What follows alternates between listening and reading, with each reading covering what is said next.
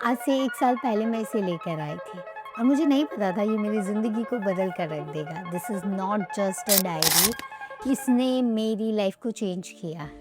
कैसे मैं ये बताऊँगी सारी चीज़ें।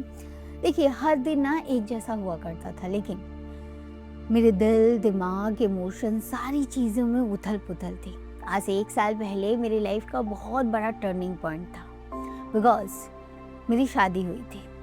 और शादी के बाद एक बहुत बड़ा शिफ्ट होता है, और ये शिफ्ट ना किसी की लाइफ में कुछ भी हो सकता है। शायद कोई जो जॉब के लिए किसी और शहर या कंट्री गया हो, या फिर पढ़ाई के लिए कोई शहर या कंट्री गया हो, या फिर अपने लाइफ में वो एक्सट्रीम सिचुएशन या एक्सट्रीम टाइम से गुजर रहा हो जहाँ पर उसको बहुत ज़रूरत है किसी के कंधे की, लेकिन उसे वो कंधा नहीं मिलता है। बिकॉज़ हमेशा नहीं होते लोग आपके लिए, हमेशा नहीं होते आपकी बातें सुनने के लिए, आपके इमोशंस सुनने के लिए, आपको डिटॉक्स करने के लिए। उसके बाद क्या होता है, मेरे साथ क्या हो रहा था।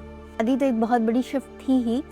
उसके बाद मैंने जॉब क्विट करना सोचा। मैंने सोचा कि नहीं, मैं हाउसवाइफ रहूँगी, अपने फैमिली और रिलेशनशिप सारी चीज़ें एंजॉय करूँगी और साथ में कंटेंट क्रिएशन स्टार्ट करूँगी। लेकिन ये इतना ईज़ी नहीं था, बिकॉज़ मुझे कंटेंट क्रिएटर बनना था, कंटेंट क्रिएशन की जर्नी को स्टार्ट करना था। पहले भी मैं कर रही थी, बट जॉब और वो दोनों चीज़ें मैनेज कर रही थी। तो अब मैंने सोच लिया था कि नहीं, this is the one thing जो मुझे करना है।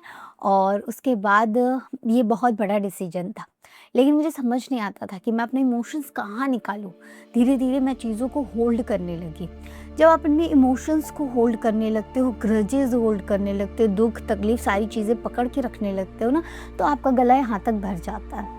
फिर पता है क्या होता है, ओवर थिंकिंग, एंग्जाइटी सारी चीज़ें आपको घेर लेती है और धीरे-धीरे ये डिप्रेशन का रूप ले लेता है। बट मैं हमेशा सॉल्यूशन ओरिएंटेड माइंडसेट में रहती हूँ। हमेशा मुझे सॉल्यूशन चाहिए होता है। मुझे पता है कि प्रॉब्लम क्या है, लेकिन इससे निकलना कैसे है। क्योंकि मैंने ये सोचा कि मैं इकलौती नहीं होंगी जो ये चीज़ फेस कर रही होगी।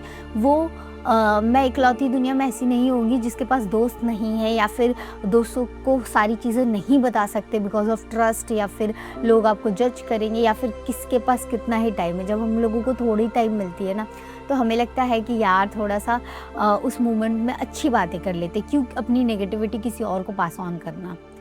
तब मैंने बड़े-बड़े लोगों को समझना स्टार्ट किया कि वो अपनी लाइफ में क्या करते होंगे। बिकॉज़ क्या है कि उनके पास दोस्त नहीं होते हैं, और उन्हें तो और ज़्यादा डर होता है कि उनकी बातों को कंट्रोवर्सी की तरह, या फिर उनके इमोशंस को किसी तरीके से यूज़ ना कर लिया जाए। तो वो क्या करते हैं इस चीज़ के लिए। शाहरुख खान क्या करता है, बिल गेट्स क्या करता है, एलन मस्क क्या करते हैं। तब मुझे पता चला इस जर्नलिंग के बारे में। कोई भी डायरी ले आओ, मैंने हैरी पॉटर की डायरी ले आई क्योंकि मुझे बहुत क्यूट सा लगा और मुझे क्यूट चीज़ें पसंद है, और हैरी पॉटर की तो मैं फ़ैन हूँ ही। तो उसके बाद क्या हुआ, ये डायरी गई और मैं ले आई। और मुझे जब पता चला ना कि डायरी लिखना है मुझे, तो मैंने बोला क्या ही वाहियात चीज़ है, क्या ही बदल जाएगा इससे। लेकिन बिलीव मी गाइस, बदला है, इसने बहुत कुछ बदला है। मेरी लाइफ पलक झपकते ही चेंज हो गई इस एक हैबिट ने, दैट इज़ कॉल्ड जर्नलिंग, जिसने आपकी लाइफ को किस तरीके से वो बदलेगा आपको पता भी नहीं चलेगा।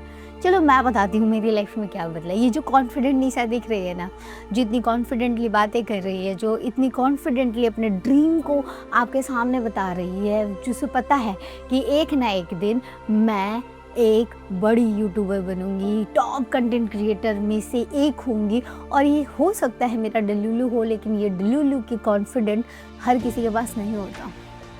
ये डिलेमा में रहना भी ना एक कॉन्फिडेंस की बात होती है। कहते हैं ना कि जो आप बनना चाहते हो वो आज से ही महसूस करने लगो, आज से वैसे ही बिहेव करने लगो, एक दिन आप बन जाओगे। तो कभी-कभी बड़ी बातें कह देनी चाहिए। तो मेरा ऐसा ही था कि मुझे पता, ये कॉन्फिडेंस जो है वो इस जर्नलिंग ने दिया। मुझे नहीं पता कि आपको क्या चाहिए लाइफ में, लेकिन मुझे ये पता है कि अगर आप ये वीडियो देख रहे हो तो आपको ये तो है कि आपके पास नहीं है कोई अपनी बातें करने वाला। आपको खुद को डिटॉक्स करना है, क्योंकि holding is a not solution. Hold करने से क्या-क्या चीज़ें होती है मैंने बता दी। तो हमें क्या करना है, हमें खुद को डिटॉक्स करना है। जर्नलिंग से क्या-क्या बेनिफिट होती है। ये आपको डिटॉक्स करता है। पहली बात तो जो भी बुरे दिन हुआ है आपको किसी से बताना, आपको किसी की ज़रूरत नहीं है। इसमें लिख दो, एक खाली पन्ना लो, उसमें लिख दो। ज़रूरी नहीं है आपके पास डायरी ही होनी चाहिए, एक पन्ने से स्टार्ट कर दो। बस आप डिटॉक्स हो गए। आपने अपने मन की भड़ास कचड़ा सब कुछ निकाल के उसमें डाल दिया बस। क्योंकि क्या है ना कि हमारा जो इमोशन है, हमारा जो माइंड है, उसकी एनर्जी ना बहुत लिमिटेड होती है। तो जब हम उसको निकाल देते हैं ना तो हमारे पास सिर्फ हैप्पीनेस बचती है।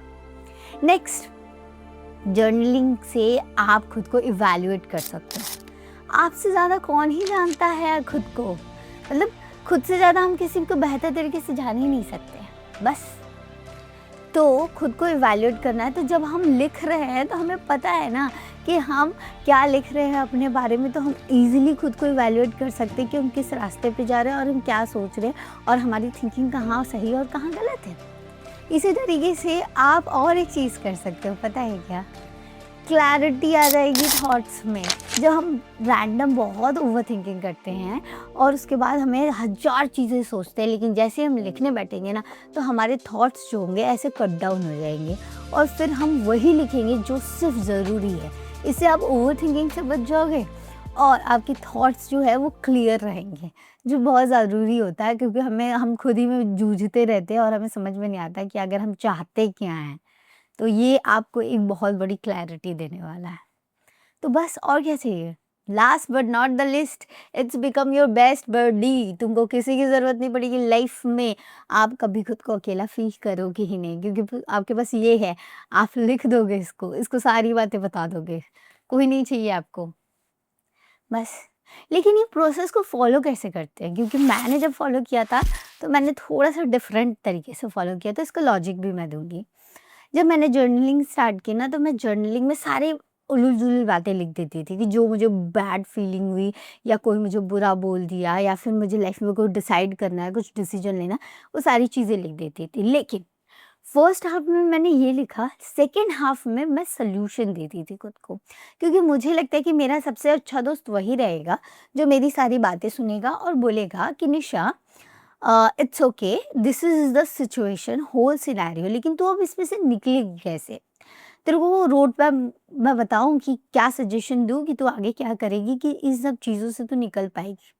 बस वैसे ही मैं खुद को सजेशन देने लगी कि निशा, दिस इज़ द सिनेरियो, लेकिन अब तेरे को इस पे कैसे वर्क करना है, कैसे निकलना है, कैसे चीज़ें मैनेज करनी है।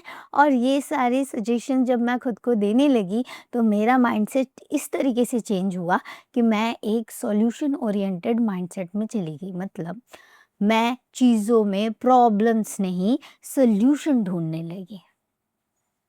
आप इमेजिन कर पा रहे हो? आई नो दैट कि अगर आप इतने देर तक वीडियो को देख रहे हो ना, तो आप समझ पा रहे होगे, वो इमोशन को टच कर पा रहे होगे जो मैंने फ़ील किया था, क्योंकि मैंने अपने लाइफ में ये एक्सपीरियंस किया है।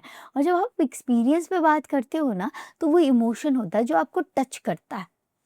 क्योंकि मैं ऐसे कहानियाँ नहीं बना रही हूँ, मैं कहीं से पढ़ के नहीं बता रही हूँ, मैंने अपना एक्सपीरियंस बताया।